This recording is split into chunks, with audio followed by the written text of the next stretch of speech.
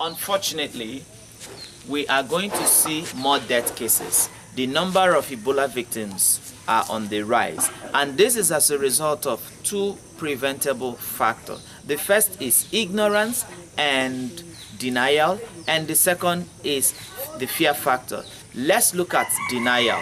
Why don't people believe that Ebola is real? Or why don't people believe that Ebola is here, despite the massive number of people that are dying? The government officials themselves said it was just a design or strategy for government to raise money. That is those that have degrees, not a native. What do you expect? They will say it's false. There is no Ebola. Now, I can tell you that some people still do not believe that there is Ebola. Because the way the government handled the issue from the beginning. So it makes the people now, they don't believe that the sickness is existing. Look at where it means that yesterday somebody was sent to shoe factory, and they take the person and carry the person here to the hospital. Then they brought that person back in the community. They say they play foot. Then they fight Ebola. Our unit here, which is actually run by the Ministry of Health and supported by WHO, it has capacity for about 35 beds. But they have over 45 patients and have to turn down patients on a daily basis because of the number of cases that we are seeing. The problem about Ebola has gone beyond the government. So the citizens itself have to work hard in order to fight against Ebola and succeed. But if we wait for the government, then it's like we perish. So we will see a situation in which we lose more people due to malaria and other preventable diseases like typhoid or cholera because of the fear of Ebola. So it's a major problem for the health system. It has caused many health systems to literally collapse, including JFK, which was closed for a while in order to decontaminate the place after we had an exposure of Ebola virus. Other hospitals, I recently was told that 3 midwives were infected at Redemption Hospital, causing that hospital again to close.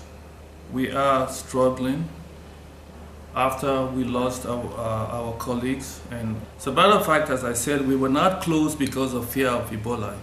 We closed in order to fumigate, clean up the place, and get it ready again.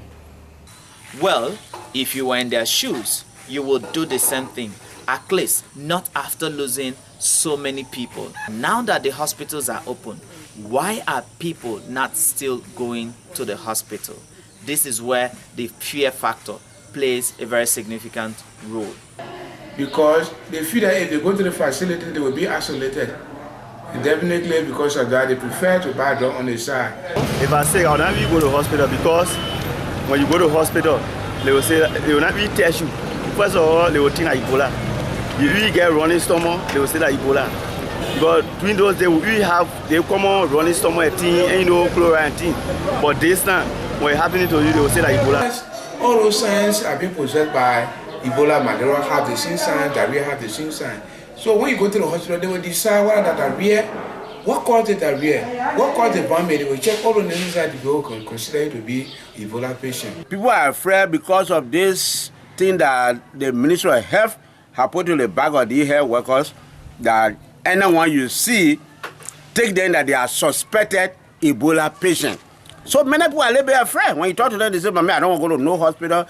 Now people are very scared of going to the isolation center because the rumors is that when you get there, you are being sprayed. And after being sprayed, you die. So people are afraid of going, or people are afraid of turning over themselves. Not really. I don't believe that I will come down with Ebola present now, because since then, Ebola break out in the country, I haven't seen one single patient. I gave you a story that I used to ride someone that they say came down with Ebola, and 8 person died in the house. Up to this time, I'm still alive and things still moving fine for me. So I don't believe that. A lot of Liberians are in the denial stage.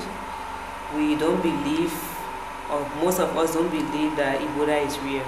You talk to people in the market, it's like Ebola is not real. Why can't I see someone who died from Ebola? We need to see someone from the hospital. We need to see what's going on there. Ebola is in the country. How can we be convinced that Ebola is in the country to see the body, how the blood on the body looking? And people can allow you to see the body and we look at the thing that we post, look at the body, we'll look at the body, how the body will look like. So for Liberians, most Liberians, they want to see. In Liberia, seeing is believing.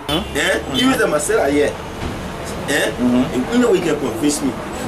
If the body that has saw in the show, if you can go to the center and take a photo, and bring it, showing the community that this is thing that can happen. At the end of the day, you come in that this is thing that can happen. It will be convinced. One of the things I think we need to do is we need to get some of the journalists to do a video documentary or some video recording with the permission of the hospital, maybe the permission of some of the Ebola patients. So the journalists will go in there and see and be able to videotape with the permission of the hospital, that they can use those videos maybe in different communities so people will see, maybe put someone A survivor of this Ebola. Before, when they were not victims, there were deniers in them.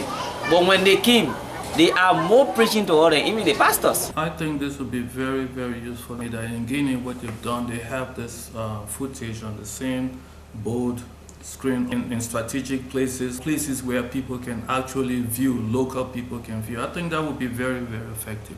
Like we said, not everybody listens to the radio or television, but this screen, if put in areas where there's a huge population, like in marketplaces and other centers, it will be very effective. I will recommend it very highly.